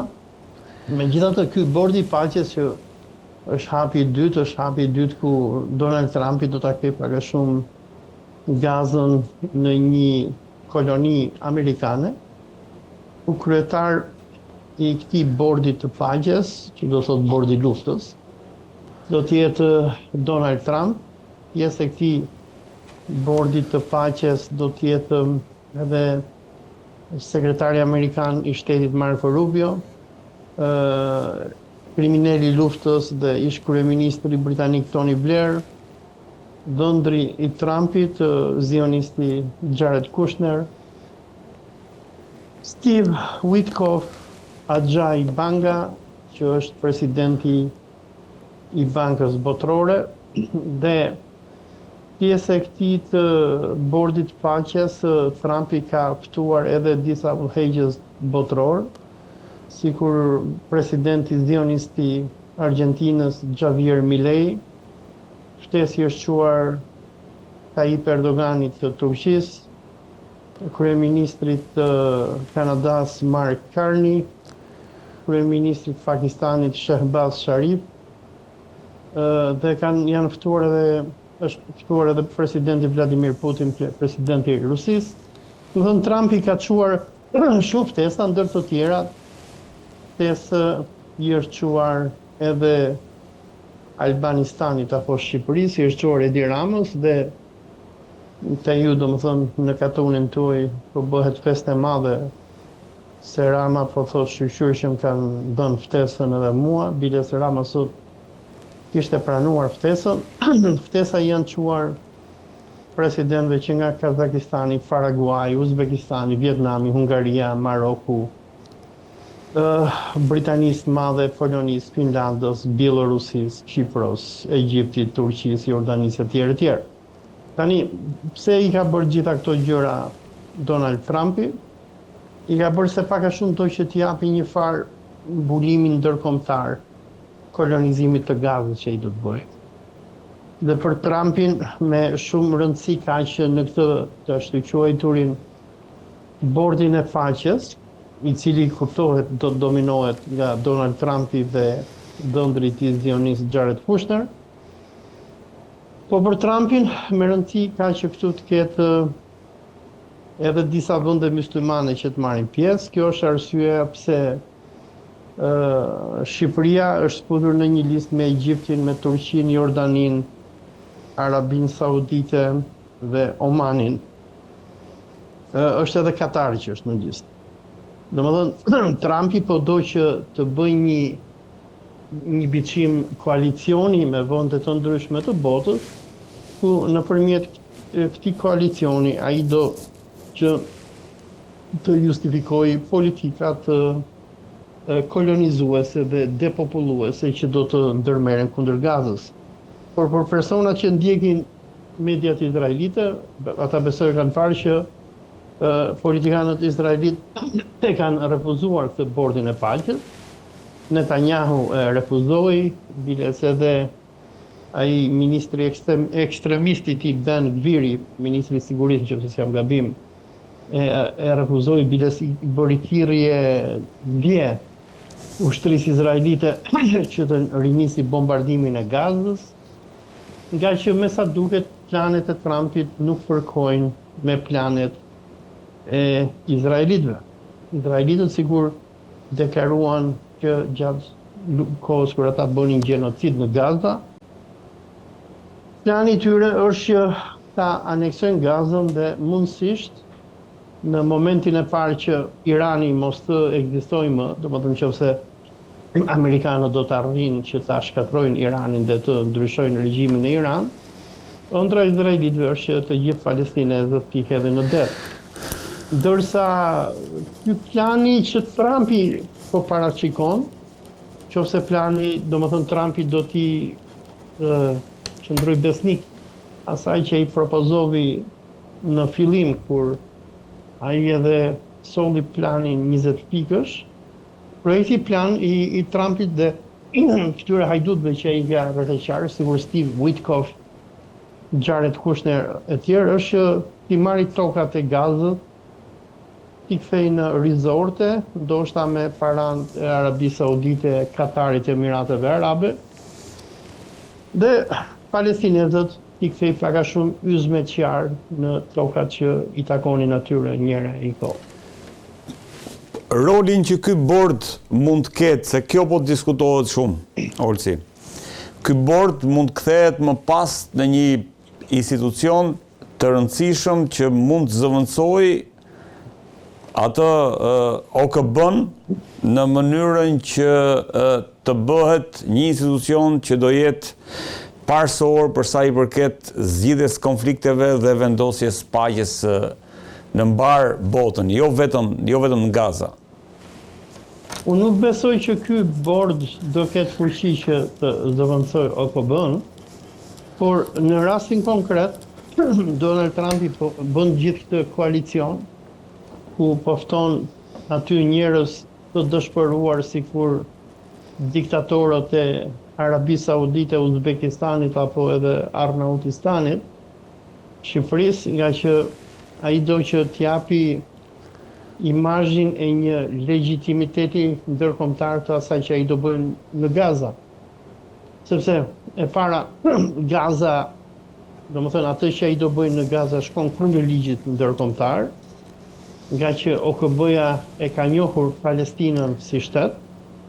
E dyta, ai do të shkojë kundër ligjit ndërkombëtar duke vjedhur tokën e palestinezëve, dhe ndërtuar rezorte me një tokë që ai e konsideron si mall pazot, dhe ky bord do anashkaloj rezolutat historike që OKB-ja ka ndërmarrë, që prej viteve 1967 edhe më mbrapa, ku njihen kufijt e shtetit të Palestinës, dhe me këtë bord ai do pak a shumë që t'i japi një farë legitimiteti vjedhjes së flokës së Gazës, dhe që t'i thot komunitetit ndërkombëtar, që t'i thot që shife se ne këto gjëra që po bëjmë nuk i kemi bërë vetëm, por kemi patur në bordin ton edhe vende islamike si puna e Turqisë, Arabisë Saudite apo edhe Shqipërisë. Duke ftuar edhe Putinin në këtë bordin e paqes, ai kërkon që t'japi legitimitet global, duke përfshirë edhe këtë botën që historikisht ka qenë pro-Palestinës, dhe me këtë ai kërkon që duke patur sa më shumë udhëheqës botror që t'jenë vetëm me emër pjesë e bordit faqes, ai do të justifikojë vjedhjen që do të bëjë. Kina e ka pranuar, Olc. E ka pranuar Kina? Sipas Jerusalem Postit, sot po e shikoja. Okay. Ndërsa Franca e kishte refuzuar. Po, Franca e ka refuzuar. Nuk e di për Turqinë, po Turqia duket se nuk do hyj. Turqinë dhe Katarin ai po ka refuzimin e hapur të Izraelit. Benjamin Netanyahu ka thënë që ne nuk do të lejojmë në asnjë moment ushtar turq që të futen në Gaza, dhe ngjelet për të parë se si do të funksionojë, se një nga pikat më problematike të këtij bordi të faqes është se Trumpi aty ka specifikuar që ato vende që do bëhen pjesë e këtij bordi, këto vende duhet kontribojnë $1 miliard për të qenë pjesë e bordit. Dhe ngjelet për të parë domethënë ku do t'i gjejë Edi Rama këto $1 miliard. Por Edi Rama, ky është një lajm i mirë, unë tani sapo shikoja këto portalet e Edi Ramos, ku Edi Rama kishte nxituar me vrap që ta përshëndeste presidentin Trump, bile si kishte quar edhe një letër, se domethënë ky është lajm i madh për Ramën, se Rama në këto momente është sikur Maduro dhe jeton me frikë edhe nuk di se çfarë do bëj Trumpi me atë. Edhe Rama i është përgjigjur me qef të madh, duke treguar angazhimin e Republikës së Shqipërisë për shërbyer si antar themelues i bordit faqes e budalliqe tjera që Rama shkruan, dhe gjithë këtë gjë Rama e bën nga që do që të vinë në vëmendjen e Trumpit, nga që ka frikë mos Trumpi e rrodhon nga pushteti apo e merr në telefon dhe thotë lëre punën që e duhet bërë.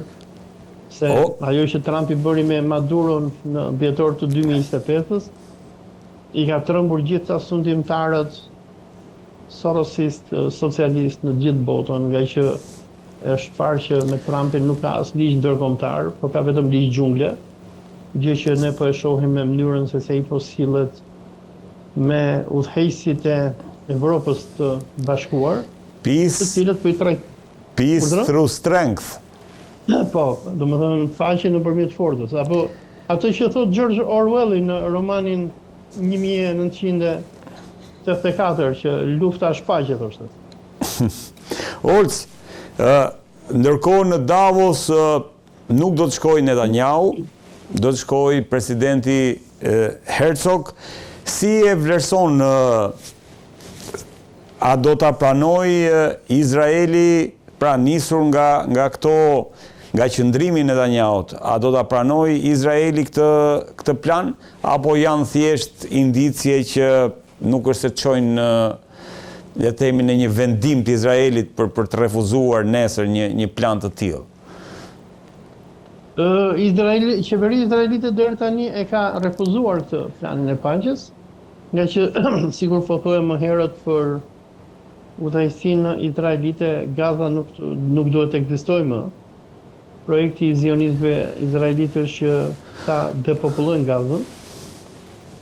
Përsa projekti Trumpit, me sa shihet, domethënë se nuk dihet se çfarë është në trurin e Trumpit, nga që Trumpi është psikopat, por nëse Trumpi do t'i mbahet atyre që ai deklaroi në vitin 2025, që do ta bënte gazën, do ta kthente një Trump Riviera apo Riviera e Trumpit, ndoshta Trumpi ka plane të tjera nga Netanyahu. Pra ngelet për të parë. Ndërkohë, Izraeli po bëhet gati për një sulm të mundshëm prej Iranit, vazhdojnë që të mblidhen drejt Iranit avion, luftanie, municion ushtarak amerikan, domethënë ka ende po grumbullohen rreth e përqerk Iranit. Çfarë po ndodh aktualisht dhe çfarë pritet të ndodh? Çfarë u mbyllën protestat në Iran dhe nëse u mbyllën dhe Trump anulloi goditjen finale që pretendohej se do të ndodhte, si e vlerëson, a jemi afër një sulmi pas 2-3 muajsh, apo SBA është tërhequr përfundimisht nga një vendim për të sulmuar Iranin? Tani çfarë kemi lexuar sidomos nga mediat izraelite, por edhe të tjerat, është që Donald Trump e kishte ndarë mendjen që do e godiste Iranin duket para një javë, nuk e mbaj mend saktësisht, kur edhe avionët amerikan u quan mbi Katar dhe Arabi Saudite dhe ishin nisur gati për të bombarduar Iranin. Faktën çfarë njoftojnë mediat e ndryshme botërore është që Arabia Saudite, Turqia, Katari, Emiratet Arabe, Egjipti, të gjitha këto e kanë kontaktuar drejt për drejt Trumpin dhe i kanë kërkuar që ta kancelojë bombardimin. Domethënë edhe iranianët ishin bërë gati, më duket se në emisionin tënd e biseduam javën e kaluar që iranianët para një jave edhe mbyllën hapësirën e tyre ajrore dhe po bëheshin gati për kundër përgjigje. Tani çfarë raportonte Jeruzalem Posti sot është që pas ka patur një bisedë ndërmjet Trumpit edhe Benjamin Netanyahu, ku Netanyahu i kishte thënë Trumpit që Izraeli është i gatshëm të marrë goditjet iraniane, është i gatshëm që t'i marrë në rast se amerikanët do të arrinin që të rrëzonin qeverinë iraniane. Tani çfarë ndodhi nga data 27 deri, domethënë 27 dhjetor deri në datën 10 janar, sikur e kemi biseduar edhe këtu me juve, është që amerikanët u munduan me Mossadin izraelit që të organizonin një grusht shteti në Iran. Shëndet. Një grusht shteti në Iran, por apo pak a shumë një revolucion portokalli, apo sigur revolucioni i Mejdanit, ku ata rrëzuan Janukovicin nga pushteti në Ukrainë në 2014, por qeveri iraniane, e cila tani më është specializuar në këto revolucionet portokalli që bëjnë amerikanët, edhe duhet kujtojmë shikuesit që në Iran pothuajse një herë në 3 vjet apo 4 vjet ka revoltat e këtilla, duke filluar që nga lëvizja e Green Movement apo lëvizja jeshile e Musabit kundër Ahmetinexhatit, duke vazhduar me protesta ndryshme, duke dalë te protesta e Mahsa Aminit e vitit 2022. Iranianët tani më janë mësuar që sa herë që ka ndonjë pakënaqësi politike në Iran, njerëzit do nisin protestat, edhe këto protesta pastaj do të degenerojnë me ndërhyrjen e CIA dhe Mossadit, të cilët do kërkojnë që t'i përdorin këto për ndryshim regjimi. Por iranianët ja kanë marrë dorën. Për mua, sigur e kanë përmend edhe në emisionet e tjera, kriza më e madhe për iranianët ishte viti 2022, ku amerikanët dhe izraelitët arritën që të histerizonin gratë iraniane duke bërë propagandë masive, duke u thënë atyre që juve po urrahin burrat, u kanë vënë shamime dhun, hoxhallarët e tjerë e tjerë. Dhe viti 2022 ka qenë shumë kritik për Iranin, nga që fati protesta masive ku CIA, Mossadi, mujahidinët që ne kemi në Shqipëri krijuan dizinformacion edhe lajme të rreme ku pretendonin sikur policia fetare iraniane kishte vrarë atë vajzën Mahsa Aminin, e cila vdiq për shkaqe natyrore. Gjë që qeveria iraniane e vërtetoi më vonë me filmime edhe me çdo gjë tjetër. Por qeveria iraniane në 2022 e mori mësimin e saj, e ka relaksuar ligjin pothuajse në mënyrë totale në Iran. Në rrugët e Teheranit sot konsumon marijuana dhe kokain më kollaj se sa në blok, ku në zonat e Tiranës her pas here policia e Edi Ramës kapsa spaçator në mënyrë që tregoj që edhe ne jemi duke bërë punë. Pra në Teheran qeveria e hoxhallarëve ka hequr çfarë do lloj ligji vetëm që ta mbaj popullatën sa më paqësore dhe mos ta lejoj atë që të ketë ndonjë justifikim që shohet kundër Republikës Islamike. Pra situata është në kontroll, Olc. Po, domethënë iranianët ishin të fara përgatitur, ata e kuptuan lodhen që po bëje, e kuptuan që edhe kësaj herë CIA me Mossadin do keq përdorte këtë rënien e rialit dhe tumanit iranian $100, por ata u treguan shumë inteligjent në momentin që CIA dhe Mossadi protestat që ishin fajsore i ktheu në protesta të dhunshme ku ka grupe terroriste që ishin futur nga Kurdistani i Irakut nisën të vrasin policë ushtarak dhe duke përdorur edhe Starlinkun Mossadi koordinoi gjithë atë networkun e tij për të degeneruar protestën në një luftë civile, qeveria iraniane ndërhyri dhe e shtypi protestën, bllokoi telefonat dhe internetin, arriti që të bllokoi edhe Starlinkun, gjë e cila solli një dështim të madh për Mossadin dhe për amerikanët, nga që ata nuk e dinin që iranianët kishin teknologji që mund të zhurmonin edhe satelitët. Situata u bë në kontroll dhe tani në Iran predominon paqja, ata persona që morën armët kundër pushtetit ose janë vrarë ose janë në përburgje. Olc, ishte kërkesa e Netanyahut, Katarit, Turqis apo Arabisë Saudite, ishte fuqia, le të themi, që ka sot vetë regjimin Iran që e mbylli historinë, apo ishte edhe Kina dhe Rusia në backstage që i detyruan Shtetet Bashkuara të Amerikës të heqin dorë nga një sulm i mundshëm ndaj Iranit.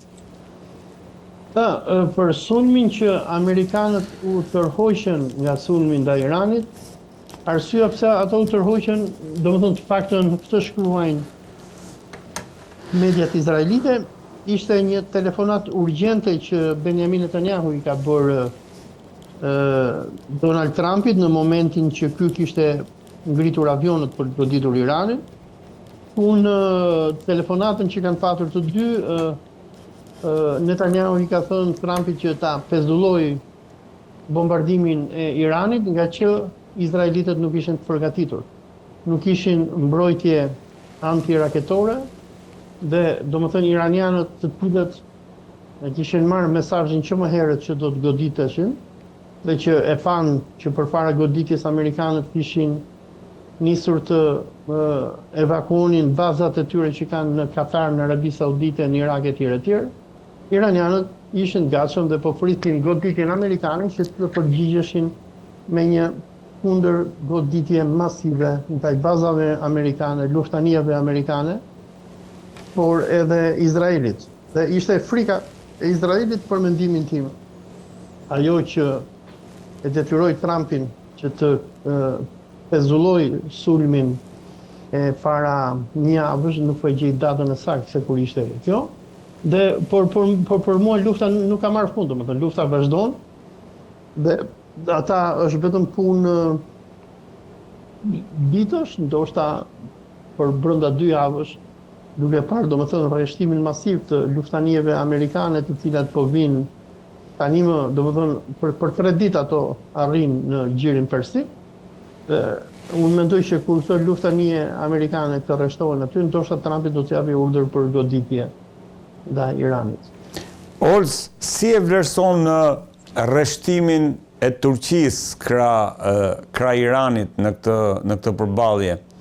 Pra kemi patëm atë Devlet Baçelin, patëm ministrin e mbrojtjes, pastaj Devlet Baçeli, patëm Hakan Fidanin dhe dje pash edhe Erdogan që deklaroi që ne do të dalim në krah vëllezërve tanë iranian për sa i përket asaj që po ndodh atje. Si e vlerëson këtë? Tani është e vështirë për të ditur se çfarë po ndodh në realitet.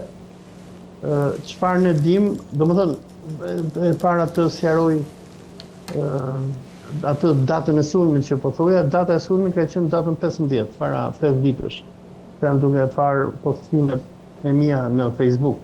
Tani për shqetësimin e Turqisë, ku Turqia, Devlet Baçelia dhe gjithë politikanët turq me krye Hakan Fidan i kërkuan me insistim amerikanëve që të ndalonin bombardimin e Iranit.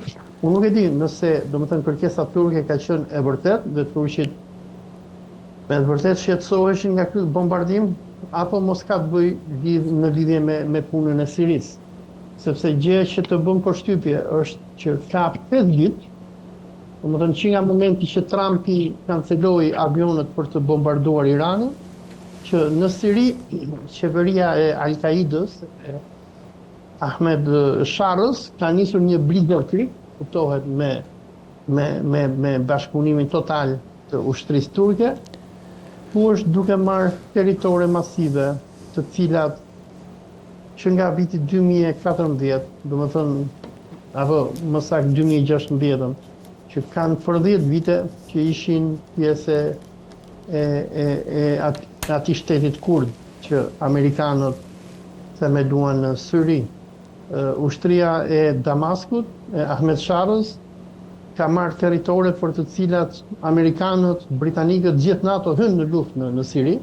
Tu kujtojmë betejën e Kobanit, kujtojmë Emiratin e Rakës, ku ISIS-i ndërtoi edhe kalifatin e tij. Emirat i cili sapo erdhi Trumpi në pushtet u shkatërrua direkte dhe ju dha në posedim kurdëve. Dhe tani të gjitha këto territore që kurdët i kanë patur nën administrimin e tyre me mbështetjen amerikane dhe me bazat amerikane brenda, tani po merren, domethënë kemi 5 ditë që kemi një blitzkrieg nga ushtria turke dhe siriane, të cilat po i marrin kurdëve territore, të cilat as Al-Qaida, as ISIS-i, as qeveria e Asadit nuk ishin fuqi që t'i merrnin në 10 vitet e kaluara. Dhe kjo çfarë tregon është që po ka një farë pazari që ne akoma nuk e dim, ndërmjet Turqisë dhe Amerikanëve. Amerikanët kanë patur edhe disa baza ushtarake në këtë territore të kurde. Dhe në ditët e fundit Amerikanët i kanë evakuuar këto baza. Pra po ka një koordinim turko-amerikan për dhënien e të ashtë quajturit të Kurdistan Sirian qeverisë së Damaskut. Tani, dyshimi im është se ndoshta brapa këtij planit për të ndaluar Trumpin që të godas Iranin, ndoshta mund të jetë ndonjë pazar ndërmjet Turqisë dhe Amerikës. Ndoshta turqit do ta kenë kërcënuar Amerikën duke i thënë asaj që ne nuk do të lejojmë që të përdoret baza e Incirligut për të goditur Iranin, për sa kohë që ti nuk i jep punë Kurdistanit sirian, sepse Kurdistani sirian me atë emirin, a presidentin e vet Mazlum Abdi, ishte një kërcënim jetik për Turqinë, nga që shtrihej në kufi me Turqinë dhe dihet që PKK-ja këtë Kurdistan e kishte si bazën e saj. Dhe dyshimi im është se ndoshta mund të kemi ndonjë pallëzar në këto momente ndërmjet turqve dhe amerikanëve, sikur patëm pazar edhe në dhjetor të vitit 2024, kur amerikanët i dhanë Damaskun Turqisë dhe Al-Qaidës në shkëmbim që do rrëzohej Asadi. Dyshimi im është se ndoshta po kemi ndonjë pazar tjetër turko-amerikan, ku ndoshta turqit do të lejojnë hapësirën e tyre ajrore në të ardhmen që të përdoret nga amerikanët për të goditur Iranin, edhe ndoshta si shkëmbim të kësaj, ata ndoshta po marrin Kurdistanin sirian nën kontrollin e tyre.